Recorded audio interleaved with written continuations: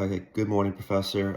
For this assignment, we were asked to discuss the thoughts and perspectives of three influential leaders, Simon Sinek, Indra Nooyi, and Ursula Burns. Through their interesting perspectives, viewers are able to gain a deeper understanding of what effective leadership looks like and how it shapes business strategy. In his famous TED Talk, Simon Sinek explains that great leaders and organizations start with their why. Through his golden circle, Simon explains that instead of first focusing on what service they provide or how they do it, great leaders and organizations first define the reason they exist in the first place. For example, a great company like Apple first explains why they exist, how they accomplish their why, and then what their product is. Unfortunately, most companies communicate this message the other way around by first telling customers what they sell and how they sell it, which often leads to a poor sales performance. Later in his speech, Sinek argues that there are two ways to influence people: manipulation or inspiration. Manipulation often involves discounts or pressures or various pressures, which may lead to short-term sales, but in contrast, inspiration builds brand loyalty and indefinite success.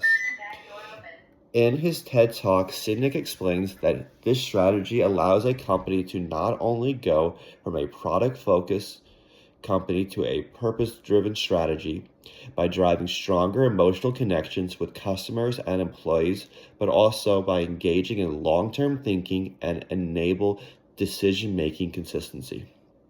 In the second video we were asked to watch, the former CEO of PepsiCo, Indra Nooyi, offers a complementary perspective when she talks about rebel leadership. During the video, the former CEO discusses the importance of thinking differently and challenging the status quo. To illustrate this point, Nooyi makes clear during her talk that she did not just maintain the company's existing business model, she transformed it by pushing healthier products that allowed PepsiCo to achieve long-term sustainability. In order to master the art of rebel leadership, the former CEO explains that it is not enough to just follow trends, but rather to have the courage to make changes even when they are not as obvious to everyone else.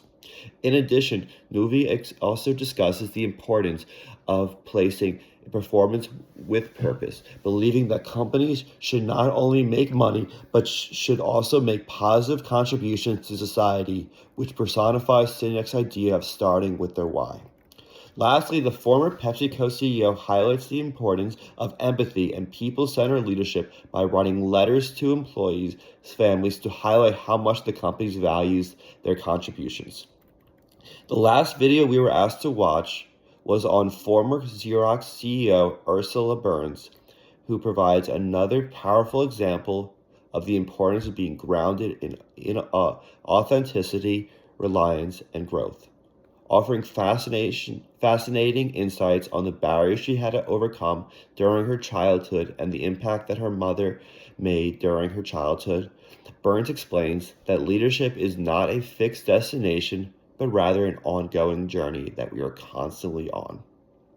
As such, a strong leader needs to be willing to constantly learn and adapt to different challenges. Nevertheless, Burns emphasizes that leaders also need to be authentic to build credibility within an organization. In order to accomplish this, Burns stresses the importance of taking responsibility for difficult decisions, as leadership is not only about vision, it also involves execution and accountability.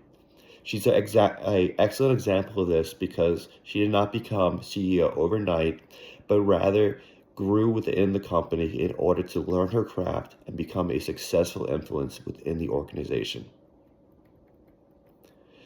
In tying these three leaders together, Simon Sinek urges us to start with our why.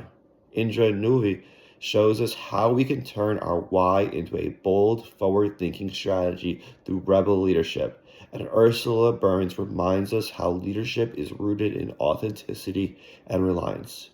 In tying this talk to these three influential leaders to our course information by Tying all three ideas together, we're able to create a blue ocean and avoid a red ocean by finding untapped market space in order to swim in the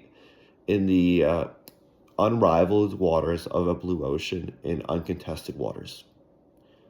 Together, these leaders highlight the reality that great leaders do not just run organizations, they also inspire, transform, and give meaning to them and inspire others.